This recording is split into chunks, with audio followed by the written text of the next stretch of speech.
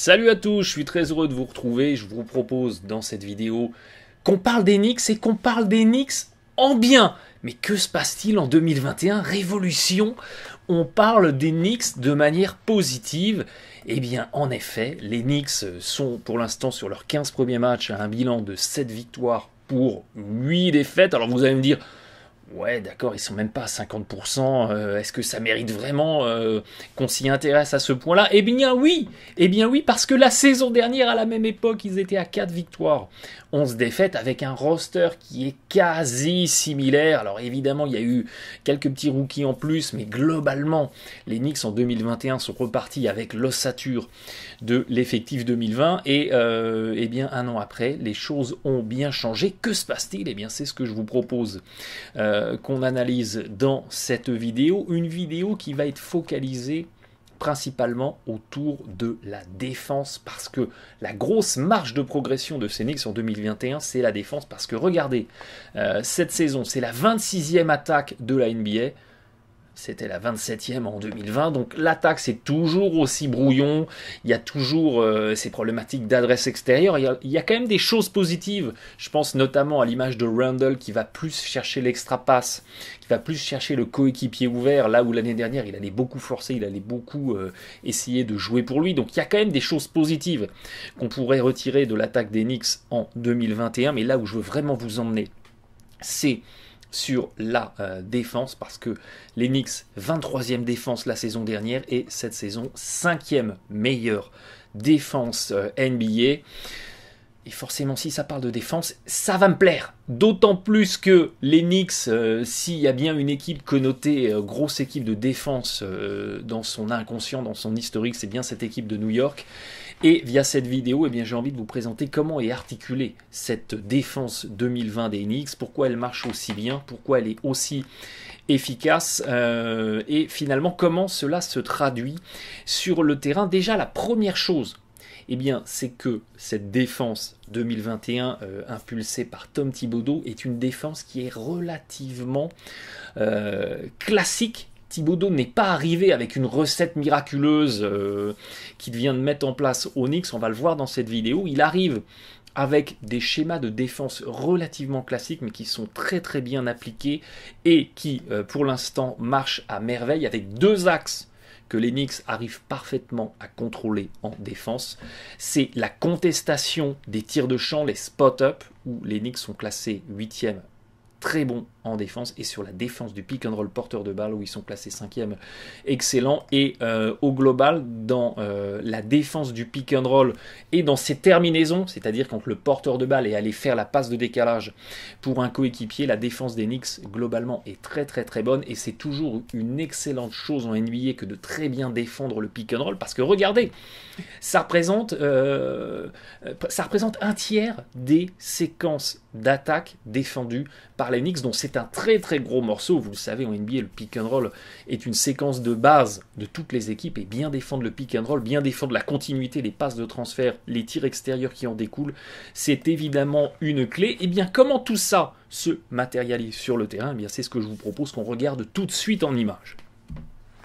Pour commencer cette vidéo explicative, je vous propose qu'on se consacre un petit peu sur la défense du pick and roll porteur de balle. Une défense que les Knicks utilisent de manière assez classique, on le disait, ils défendent le pick and roll en fait en drop ou bien en zone up. Il y a les deux termes que vous pouvez retrouver sur internet. Le principe, il est très très très simple.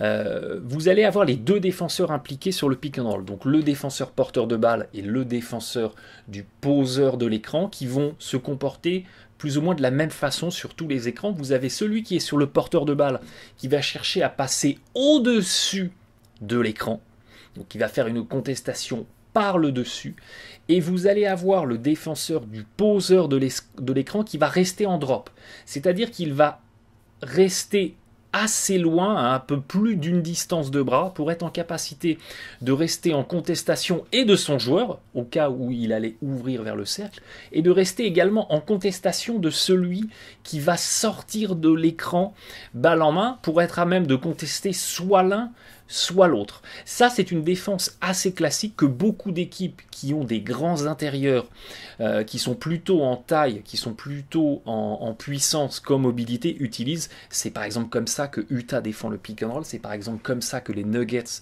défendent le pick and roll, et ça avait donné lieu à une série de playoffs absolument épique où Jamal Murray et Donovan Mitchell s'en donnaient à cœur joie parce qu'ils se retrouvaient avec pas mal de latitude en sortie d'écran, et ça permet aussi d'avoir les trois autres défenseurs qui défendent sur les joueurs qui ne sont pas impliqués directement dans la séquence de pick and roll. Ça permet aux trois autres défenseurs de rester plus ou moins sur leurs joueurs. Ils ne sont pas obligés de venir aider, ils ne sont pas obligés de venir compenser, et ça leur permet de rester sur leur base. Alors du côté des Knicks, on a quand même les joueurs à l'opposé de la séquence qui viennent aider, même quand ils sont sur la première passe. En gros, la consigne, c'est dès qu'il y a une séquence de pick and roll qui se met en place, on passe au-dessus de l'écran, l'intérieur reste en drop, et les trois autres viennent coller à la raquette. Même si on est sur la première passe, et on fait des aider reprendre, on fait comme ça l'essuie-glace sur les ailes pour inciter le porteur de balle à faire la passe, et ensuite on vient fermer sur le tireur,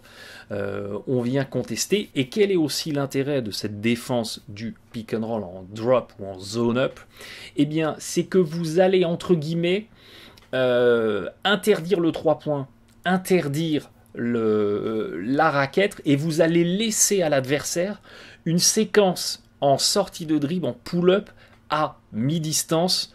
Si vous êtes un basketologue averti, vous savez que ces tirs en pull-up à mi-distance, ce sont les tirs les moins rémunérateurs du basket. Vous laissez à l'adversaire des tirs à 40% et vous lui interdisez des tirs dans la raquette à 60-65%. Vous lui interdisez des tirs à 3 points qui, avec la majoration, avec le bonus derrière la ligne, peuvent être également à 60%. Bref, vous verrouillez ce qui marche bien et vous laissez à l'adversaire les pourcentages, aux tirs les moins rémunérateurs, et vous avez comme ça quelque part une maximisation de votre défense, et ça marche à merveille pour les Knicks dans ce début de saison.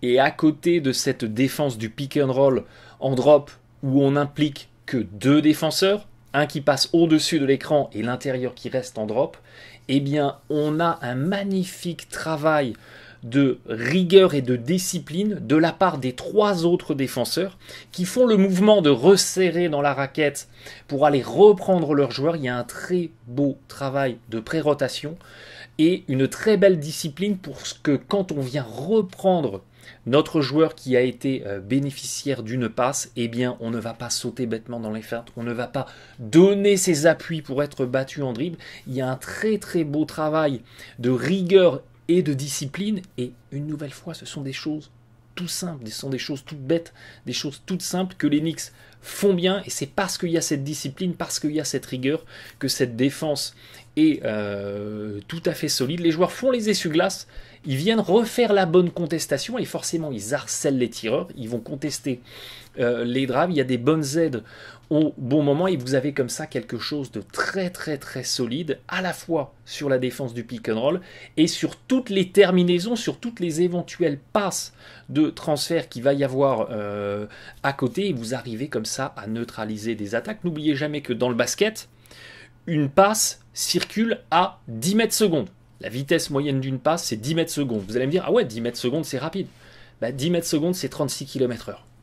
Et 36 km/h, un sportif de très haut niveau qui court le 100 mètres en 10 secondes, il court à 36 km/h.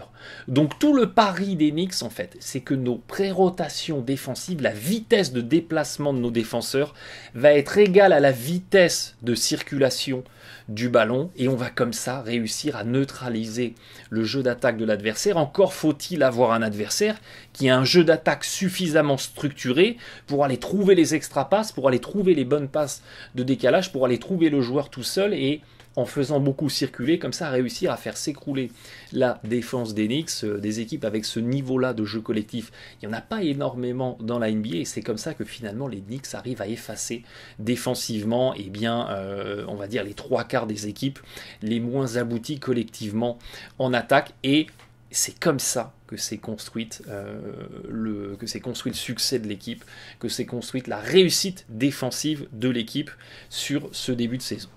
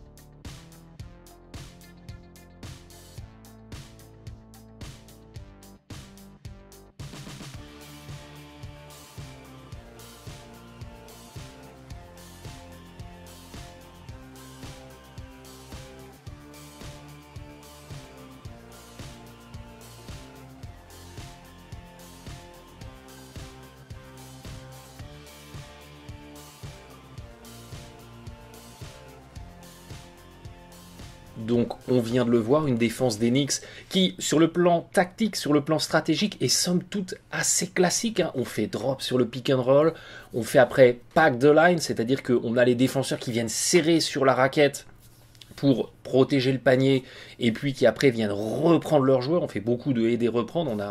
On a tout ce travail, ce que j'appelle le travail d'essuie-glace, des joueurs qui sont loin du ballon, pour venir dissuader les drives, et puis tout de suite reprendre sur les joueurs sur lesquels ça éclate. Et vous avez comme ça, voilà, un assemblage qui techniquement est somme toute des plus classiques et qui marche très très bien parce qu'il est exécuté avec rigueur, il est exécuté avec discipline, et on a ce noyau dur de jeunes joueurs des Knicks qui fait des merveilles sur le plan défensif, et ça permet à cette équipe de New York d'être la 10e meilleure défense de la NBA pour les tirs tentés tout près du cercle, les tirs tentés à moins de 8 pieds, à moins de 2 mètres. C'est mieux que les Lakers. On en avait parlé dans la vidéo preview des Lakers, mais c'est une meilleure protection du cercle pour l'instant que les Lakers. Et puis on a de l'autre côté une défense des Knicks qui arrive à être la meilleure défense de la NBA pour les tirs tentés à plus de 24 pieds. C'est les tirs tentés à 3 points. Donc on a quelque chose de parfaitement solide. Parce qu'on a Mitchell Robinson, parce qu'on a Nerlens Noel, on arrive à bien tenir la raquette. Derrière, on a des magnifiques jeux d'aider reprendre de la part des extérieurs, des joueurs à la périphérie en défense. Et on arrive très bien à revenir sur les tireurs. Quand on revient sur eux, on fait des bons close-out, on saute pas dans les feintes, on lève bien les bras, on a les bonnes orientations au niveau des appuis. Et on peut comme ça bien contester les tirs et aussi bien contester les drives. Et au lieu d'avoir une défense qui s'écroule dès qu'il y a une feinte, un drive, eh bien on a une défense qui en continuité arrive à rester solide et du coup à bien gêner les tirs. Et ces Knicks 2020, sur ces 15 premiers matchs, ils ont enfin retrouvé une identité. Et c'est ça qui était triste, qui était décevant avec le passage de Fizdale aux Knicks, au-delà des résultats sportifs, c'est que quand on regardait ces Knicks jouer les 2 dernières saisons, eh bien, on avait des Knicks fades, on avait des Knicks insipides, parce que bien malin celui qui aurait été capable d'expliquer ce que les Knicks avaient comme philosophie en attaque et en défense. Là, les Knicks, au moins, à défaut d'avoir une attaque encore suffisamment efficace, suffisamment prolifique, suffisamment inspirée, au moins les Knicks, ils ont une identité. Ok les gars, on défend. Notre truc, c'est la défense. On va rien laisser à l'adversaire direct, on va contester tous les tirs, on va bien tenir notre raquette. Et voilà, au moins, ces Knicks, ils peuvent s'appuyer sur quelque chose. Et ça, c'est magnifique, parce que les joueurs, évidemment qu'ils discutent entre eux, évidemment que dans le vestiaire, ils discutent entre eux, évidemment qu'ils s'échangent des SMS, des WhatsApp. Et les joueurs, qu'est-ce qu'ils se disent ? Ils se disent, ouais, le coach, il a raison. Ce qu'il nous demande de faire, ça marche. On gagne des matchs. On est solide. On a le même groupe que l'année dernière, et cette année, on gagne.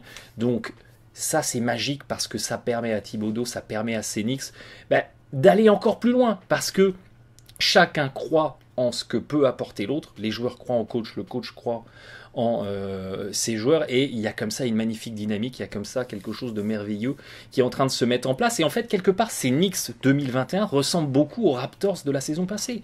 Les Raptors de la saison passée, c'était très très solide en défense, c'était assez moyen, voire médiocre en attaque, et il y avait un petit peu la même chose, on était en pack the line, c'est-à-dire qu'on avait énormément de verrouillage de la raquette, derrière on ressortait sur les tireurs, si ce n'est que Thibodeau est peut-être beaucoup plus conservateur dans sa manière de défendre, là où Nick Nurse avec ses Raptors était peut-être un petit peu plus créatif, avec beaucoup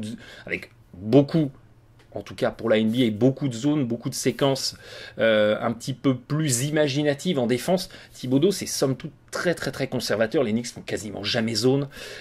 Mais sur ce qui est mis en place, sur ce qui est déroulé, eh bien ça marche très très bien parce que c'est fait avec rigueur, c'est fait avec discipline. Comme quoi les choses les plus simples sont souvent les plus efficaces pour peu qu'elles soient faites avec intelligence et dans un vrai esprit collectif. Donc voilà ce petit groupe des Knicks sur ce début de saison. Il est encourageant, il est enthousiasmant. Le cœur des fans de New York rebat, on retrouve de l'espoir parce qu'il y a ce noyau dur de jeunes joueurs qui est vraiment en train de bien se mettre en place, les choses sont en train de prendre forme. Sur les 15 premiers matchs de la saison, en plus, les Knicks, ils ont eu un calendrier relativement équilibré, moitié de matchs à domicile, moitié de matchs à l'extérieur. On a rencontré également pas mal d'équipes qui font partie des meilleures équipes de la NBA en attaque. Donc on a un calendrier qui a été assez révélateur finalement sur un échantillon de 15 matchs du niveau global de la NBA cette saison. Ça aurait été une affaire différente si par le hasard du calendrier, par exemple les Knicks s'avéraient être une très bonne défense parce que sur les 15 premiers matchs, ils ont rencontré 10 fois sur 15 par exemple les 10 moins bonnes attaques de la NBA. On aurait compris que c'est plus évident. Là, ça n'a pas été le cas. Donc ça va être très intéressant de voir comment cette équipe des Knicks va évoluer dans les jours, les semaines et les mois à venir, mais au moins il y a quelque chose autour duquel cette équipe de New York peut se fédérer, et c'est la défense. Et alors si comme moi vous êtes un amoureux de la défense, dans ces temps plus que jamais tournés vers l'attaque, si vous êtes un amoureux de la défense, et ben vous êtes content. Et bien évidemment que vous êtes content de voir ça, et c'est parfois très très satisfaisant, plutôt que de voir les équipes s'échanger des paniers, de voir des équipes s'échanger des stops. C'est la partie, c'est l'autre côté du miroir, c'est la partie immergée de l'iceberg, et on est content de temps en temps de la voir revenir à la surface. Alors évidemment, on suivra ça de très près, l'évolution de ce noyau dur des Knicks. Plus que jamais, par contre, maintenant que Smith Jr. et Ntilikina, pour diverses raisons, que ce soit pépins physiques ou simplement des questions de niveau, maintenant que ces deux-là sont complètement coupés du roster, ça me paraît très très compromis pour eux de les voir réintégrer le dispositif Knicks. Les deux sont en contract-year, c'est-à-dire qu'ils sont en fin de contrat là, à l'intersaison. Donc est-ce que les Knicks vont encore essayer avant la trade deadline de les mettre sur le marché pour récupérer quelque chose, même on les déstocke contre rien, contre un deuxième tour, ça sera à suivre, mais ça paraît compromis pour notre Frankie national de revenir dans la rotation, même si c'est un top défenseur, parce que la défense est déjà relativement solide. Alors peut-être intégrer sur un poste 2, peut-être à la place d'un Bullock, mais Bullock fait lui aussi du bon boulot en défense, dans un registre un peu du 3-and-D, même si l'adresse à 3 points est un petit peu inégale. Donc on est content de revoir des Knicks compétitifs. On est un petit peu déçu que ça se fasse sans Ntilikina. Donc est-ce que le Free Frankie, est-ce que la libération de notre Frankie national n'est pas plus que jamais devenue une nécessité? On verra bien. En tout cas, d'ici là, bon match à tous.